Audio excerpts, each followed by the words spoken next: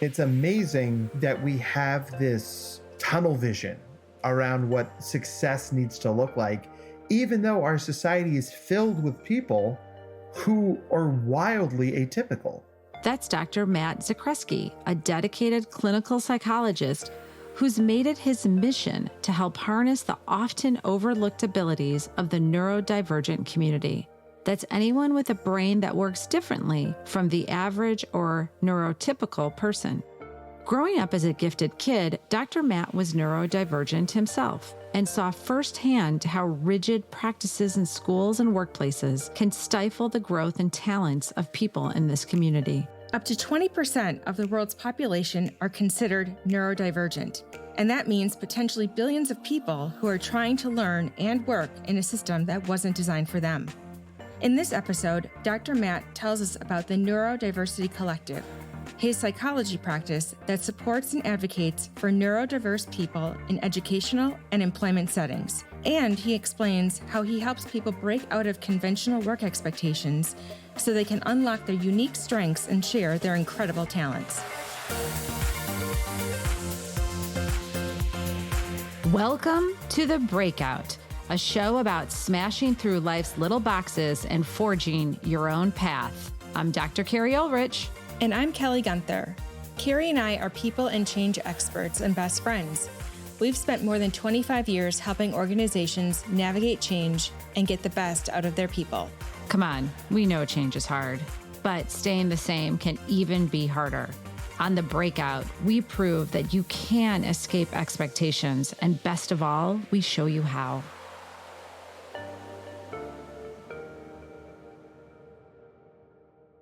Matt, we're so happy you're here. In a couple of sentences, tell us what you broke out of and what you help other people break out of. I broke out of the idea that being gifted is so much more than being smart.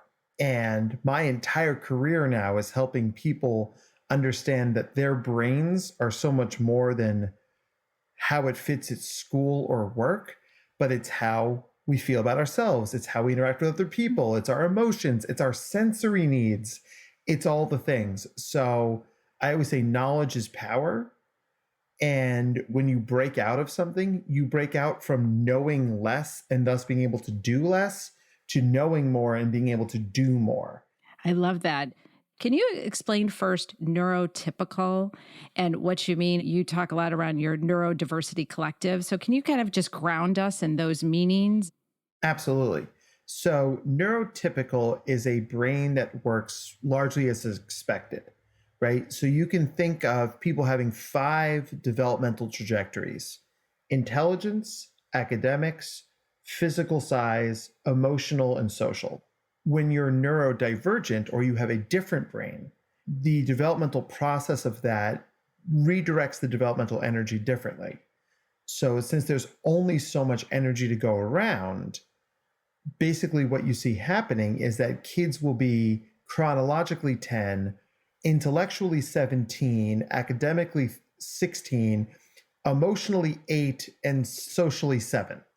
So it's like, how do you intervene with that kid who can do high school level work, but is going to have a meltdown if they don't get their preferred kind of chicken nuggets? Because schools are built to teach kids and serve kids that more or less hold together. They're like, we're not built to serve that kid. So what the heck do we do? And that's when they call somebody like me, hopefully. Yes, the wonderful thing would be to call you and realize that those 5 are out of balance, right? But if I don't know that, what am I seeing as an educator, a parent, a teacher, principal? I'm seeing, he's not or she's not doing very well at school and they're a problem. Well, how do people interact with you and what are you seeing out there with your practice? So the coolest thing that's happening right now is about 15 years ago, something called the neurodiversity movement started happening. And neurodiversity has been around since the mid-90s. A sociologist named Judy Singer came up with the term, and it sort of bubbled in corners of the internet, and it just started to explode.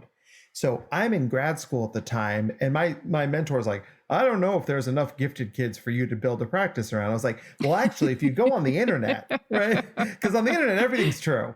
So you get this idea where it's like neurodivergent, people with different brains, which, by the way, it's about 20% of the population, right? So if you're a teacher and you've got 25 kids in your room, by the numbers, you've got 5 neurodivergent kiddos. So when teachers and psychologists say to me, like, I don't work with this population, I'm like, trust me, you do. Yes, you do. You just don't know it, right? Because that's ADHD, dyslexia, sensory processing disorder, OCD, giftedness, autism, social pragmatic communication disorder. I could keep going, but it's not that long of a podcast. But the idea is the world's not built for these kids, right? And because if you're going to build a system, are you going to build it for 80% of people or 20% of people? Right. Right. So when schools contact me, they're like, we know this kid is smart. What else do we need to know? And there's a humility that comes with that, which I really appreciate, because there are social aspects to this, intellectual aspects to it, sensory aspects to it. And really, the more we can help kids understand their own brains, it helps us modify all the things they're doing so they can not only just survive school, but thrive. And a lot of times that's like a few simple tweaks to education, a few simple tweaks to mental health, a few simple tweaks to socializing. But if you do those things, then all of a sudden these kids are just soaring, and you can see the immediate return on that investment, which is so cool. You already alluded to it, why you kind of got into this work. So tell us a little bit more about what led you into wanting to work with gifted kids. I was identified in second grade, like a lot of kids are, right? Because the way the education system's built, there's a lot of redundancy built in. So second grade is in many ways a redo of first grade. And they gave me a math workbook, and I went home and I was supposed to do pages 1 through 4.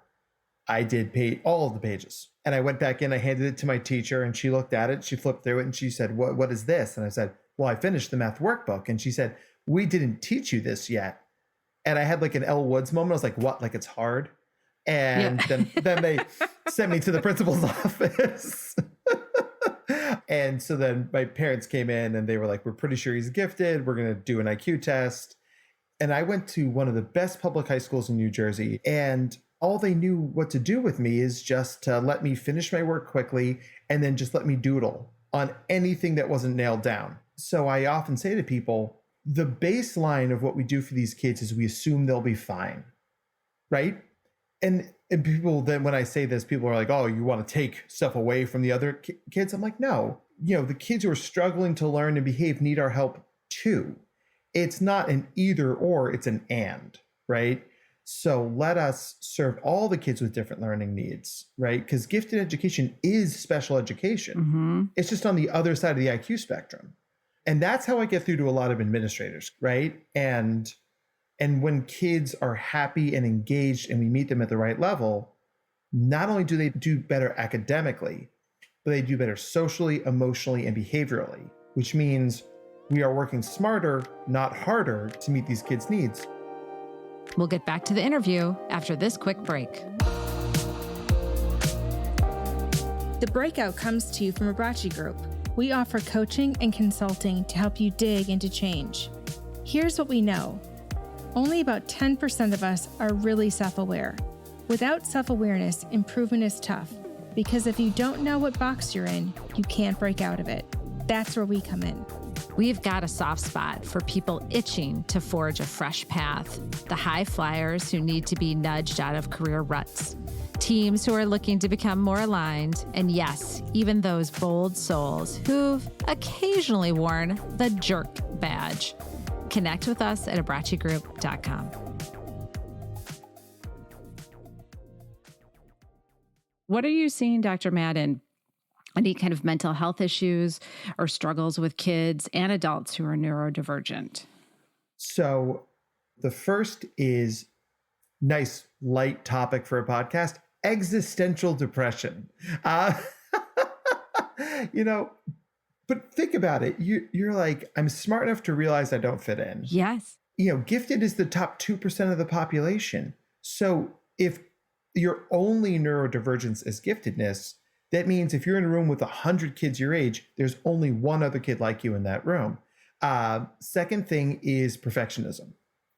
Because when you think about your kids who are gifted and talented, they tend to get hyper specialized into that area because their value tends to be in either academic performance or a lot of achievement in their area of specialization. So violin, tap dance, figure skating, whatever it is. So your identity gets fused to that ability. Like, I am a gifted kid. So if I fail a math test, yes, who the hell am I? Right? Like, I'm exactly. Yep. So you fight back on that by saying, I'll just be perfect. And the problem with these kids is that they're capable of doing perfect work, but nobody does perfect work all the time. Yes, Kelly and I speak so much about expectations being placed on you. And they could be what people perceive as a good one too. Just being gifted and you understand everything and you're smart. Like, that is also such an overwhelming expectation that can be very soul crushing. And so how do you help clients in the workplace deal with this? So we're going to talk about this through one of my favorite exercises, and I call it the cheeseburger test. So let's say, right, that you guys come down to visit me here in New Jersey, and I'm going to take you to my favorite cheeseburger spot. It is the best cheeseburgers in New Jersey. On a scale of 1 to 10, it's a 10. Are you guys excited for some really good cheeseburgers? Yes. Absolutely. I'm in. So if I raise your expectations, one of two things can happen.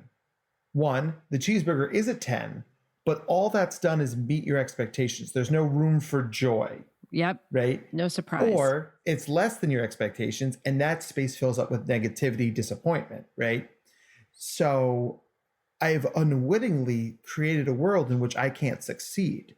All I can do is do okay, right? So if this is the best cheeseburger of all time, you go, yes, this is the best cheeseburger of all time. There's no pleasant surprise to it. It's like, oh, okay, well, if you're the gifted kid who's supposed to go to Harvard and you go to Harvard, your guidance counselor says, see, I told you could go to Harvard. Not, holy geez, you got into the best school on planet Earth. That's amazing. So I call it the cheeseburger test, because if I say it's a pretty good cheeseburger and it's a 6, and you get there and it's a 9, that the difference between 6 to 9 is joy, right?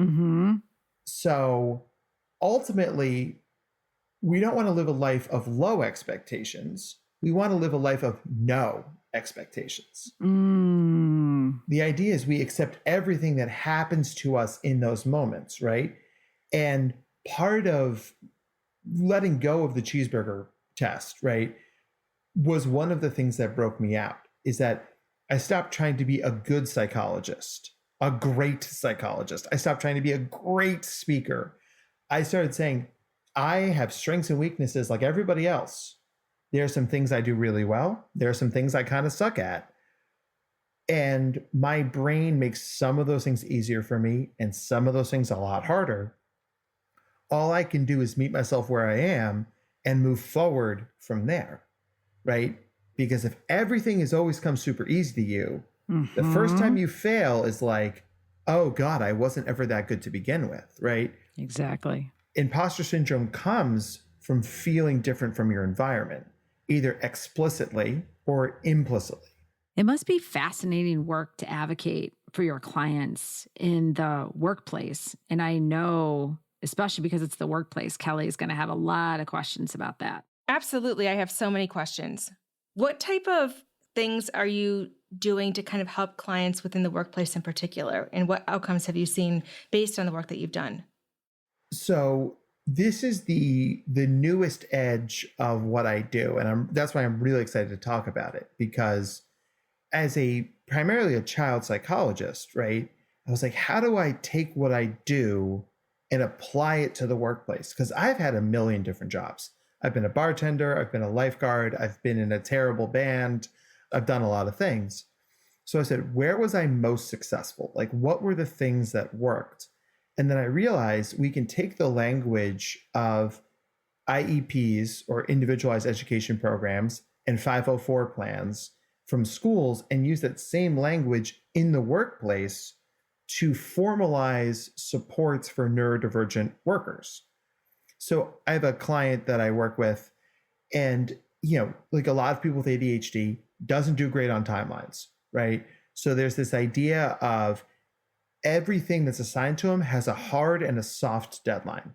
The soft deadline is we'd like it by Tuesday. We need it by Thursday. Sending that extra line in an email has taken his anxiety from a 9 to a 4. Now he knows when they need it and when they gotta have it, right? And now he's able to adjust his stuff more often. Sometimes the accommodation is, say, if you're on the autism spectrum, the office with its awful fluorescent lighting and its water cooler conversation and its cubicles, right? That's not an environment that's going to work really well for an autistic person. So maybe that person works from home, except for the 10 days a year they got to be in the office, right? So we reframe that conversation and you say, you're going to be able to work from home 250 days a year, but we're going to need you in person on days A, B, C, D, et cetera, right? Now, these things are not just a good idea. They're actually consistent with the Americans with Disabilities Act. So there's legal stuff that supports this, right? But the idea is that it's not just the right thing to do. It's also best practice. Because when you have happier employees, they engage more, they do better work, they make you more money, they get promoted faster. I mean, where's the downside here, folks, right? Mm-hmm. We're stuck in an old paradigm of, well, work has to look like this. Mm-hmm. Maybe, and for many people, 80% of people are neurotypical, it does. I know a lot of people who were desperate to get back into the office, right? Once we moved our way out of COVID. So for those people, let them go back in the office. Sure, do your thing, right?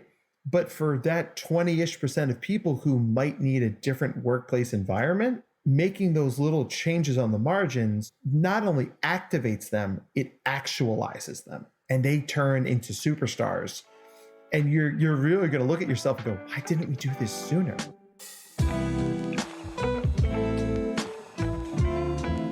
He's bucking against two systems that you and I talk about a lot, Kelly, the school system and the work system.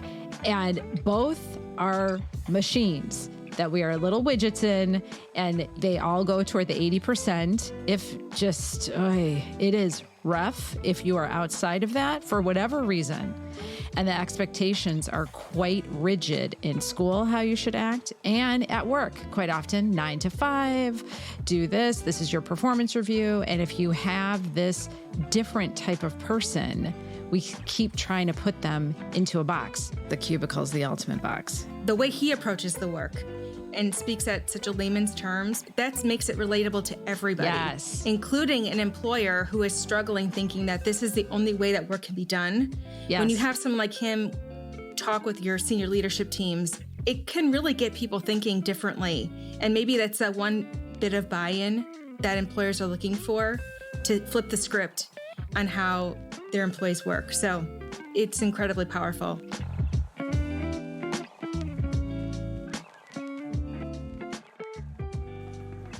I think too, what really kind of resonated with what you said is just how companies and schools are approaching this from a empathic standpoint and working with compassion and really working to problem solve and say, okay, we've got someone who is talented, or maybe this isn't their favorite thing to do, but because there is a need, let's kind of work to address it. Around ADA, Carrie and I work very much, with employers around this space and really helping to create an environment where someone can do their best work. This does speak to the DEI revolution that's going on. I wonder if you could comment a little bit more on what you're seeing in terms of the payoff that employers and schools are receiving as a result of this important work. So neurodiversity is definitely a part of DEI. Right. And if you look at the big companies, Merck, AT&T, IBM, AstraZeneca, Cisco, they're having these employee research groups, right? Your ERGs. Mm-hmm. And so many of them have neurodivergent ERGs, right? Because you're putting a lot of people with different brains in a room together and they're vibing and they're getting each other hype and they're understand each other. one of the ones I was talking to through IBM, their employee bonding exercise is that they all get to go home early. I was like, that's right. Not the dreaded happy hour where you're like, Because I love when people I don't know touch me too. Oh boy, That's the best. let's build a lot of interpersonal connectivity very soon. It's awful. And we're just jamming all of these square pegs through round holes, right? And one of the best things about being an adult is getting to choose the things we do, the things we wear, the things we eat, right? When you give people choice, especially on the margins, it's a tide that lifts all boats, right? And I think we spend so much time focusing on like, well, why are things this way? When it's like, this is what you need to succeed, right? And it really is a question of equity. Everybody should get what they need, right? And the vast majority of the time, it's addition by addition and it's addition by subtraction, because you're spending less time micromanaging and trying to prop somebody up, right? How do you get Steve to get to work by 9 o'clock, right? So you're putting in action plans, Right. and you're having somebody pick him up at the train station. Or you say, all right, Steve's going to get here at 9:37, but then Steve knows that he's got to work an 8-hour day, so he works to 5:37, right? I mean, for goodness sake, aren't we all adults? Can we not just say to Steve, you good? Steve says, hey, I know what the rules are. Whoop. Then, so that's addition by subtraction. And then it's addition by addition, because now Steve feels empowered. And now Steve's going to work to his strengths. We were talking about documentaries earlier. There's a great documentary on Netflix about the history of video games called High Score. And one of the first big video game companies was Atari. And it was a bunch of computer geeks in the 80s. And they were basically like, hey, we're going to build video games. I don't care when you show up to work.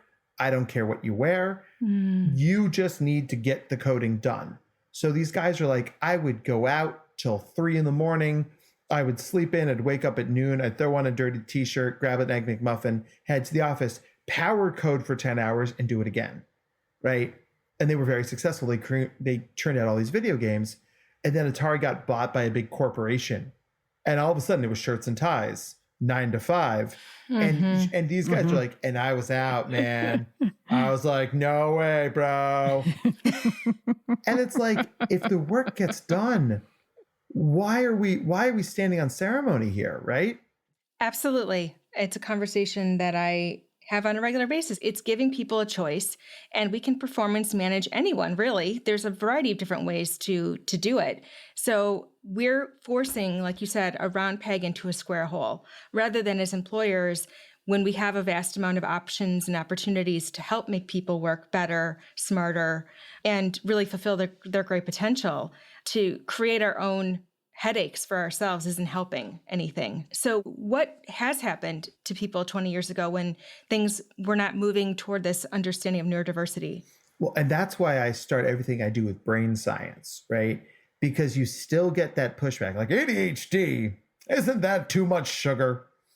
You know, it's like, oh, Christ. Like, it blows my mind, because so much of what we call willpower is dopamine regulation in our brains. And if your brain does not use dopamine the right way, or the prefrontal cortex is underdeveloped, then you can't do, giant air quotes, willpower like other people can, right? And I always say to employers and administrators in schools, ADHD is not, I don't wanna, it's I can't, right? He's like, well, everybody's got stuff they don't want to do. I absolutely. But you ask somebody in ADHD study, just sit there and look at something. Look at this thing for 10 minutes and I'll pay you $100. And they're sitting there and they are drenched in sweat. They are wiggling. Their brains are just not able to do it, right? And I mean, this is Ross Greene's work. It's like, kids do as well as they can. If we expand that to adults, right? People do as well as they can. If you see somebody who's white knuckling it and developing ulcers and having 9 cups of coffee, something is not right, right? And instead of overvaluating the grind, right? It's like, what if we helped people be a little easier, right? So the brain science thing, cuts through a lot of the noise around what people think mental health is and what they think neurodivergence is, and say, I can show you a brain scan of this is what a gifted brain looks like, this is what a dyslexic brain looks like, this is what an autism brain looks like, this is what an ADHD brain looks like. And over the last 20 years, our neuroimaging studies and our knowledge of the brain has exploded. Stuff we didn't know in the 90s or the aughts, we now know and can share that information. And the best HR people I know are fluent in this kind of brain science, because it isn't as simple as Johnny doesn't want to do his TPS reports. It's like there's parts of Johnny's brain that make this so much harder than it needs to be. What if we hired Johnny an assistant to do the TPS reports and let Johnny continue to play to his strengths in whatever it is Johnny does, right? And it's amazing that we have this sort of tunnel vision around what success needs to look like, even though our society is filled with people who are wildly atypical. Bill Gates, right, dropped out of Harvard freshman year, right? I mean, you think about all the people who have risen to the top, so many of them are atypical. And then somehow we're like, well, yeah, but they're the exception that proves the rule. Maybe the exception is the rule.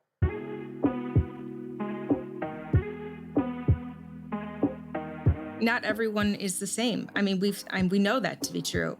But why should the world of work be any different? And that's the one area we expect everyone to be the same. He speaks our language of how those expectations and putting yourself in a box that doesn't work. It does not work. Then the really hard part is discovering all those boxes, undoing them, and then working as a group. I always think that, like at work, it's a lot of work. You got to dig into each person and find out what's going on. And most people don't have time. They don't want to make time. And they also have a ton of goals that they have to hit individually. And so they can't dig into their team and figure it out. That's why you call me and Kelly. Yeah.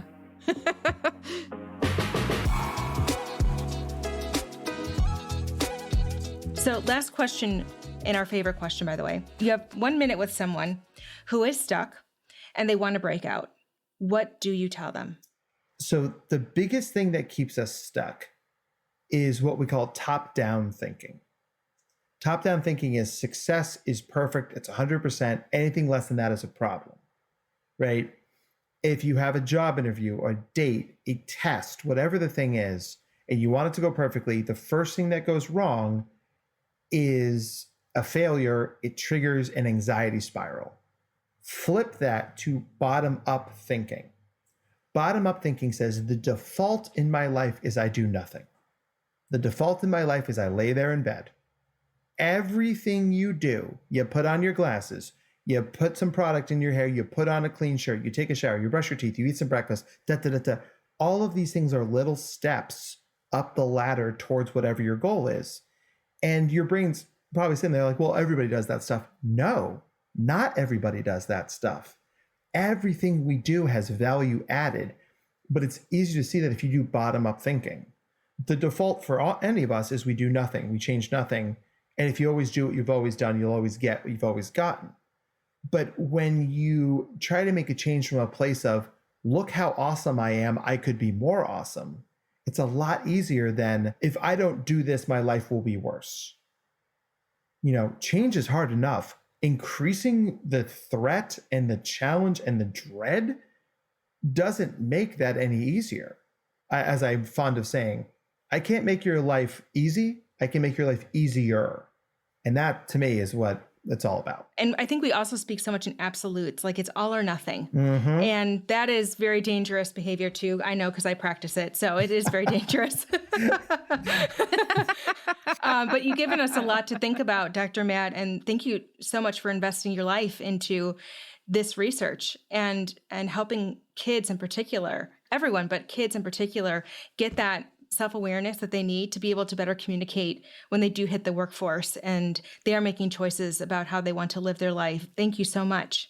I thank you guys because I do listen to your podcast and you do such a beautiful job of making it human and warm And I mean, it's truly a privilege to share what I have with what you guys do, because the best podcasts feel amplifying, right? Like, you know, and it's just like, this is the last 35 minutes or whatever. It felt like a rocket ship. I'm like, these people get it.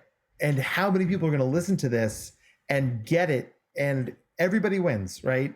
And it's a beautiful thing. Absolutely. Now I'm tearing up. When you can help people reach their full potential and see that there's nothing wrong with them, it just is incredible, the potential and what people are able to do. It's a work of art. It's about helping the most people do the best thing. And it's a privilege to get up in the morning and fight those fights. Thank you so much. We're just like so beautiful, and thank you. That was Dr. Matt Zakreski, clinical psychologist and neurodiversity champion. And this is The Breakout from Abrachi Group. At Abrachi Group, we specialize in coaching and consulting for brave new directions. Connect with us at abrachigroup.com. And don't forget to subscribe to The Breakout so you never miss a new episode. And make sure you're following us on Instagram at The Breakout Pod. I'm Kelly Gunther. And I'm Dr. Carrie Ulrich. See you next time.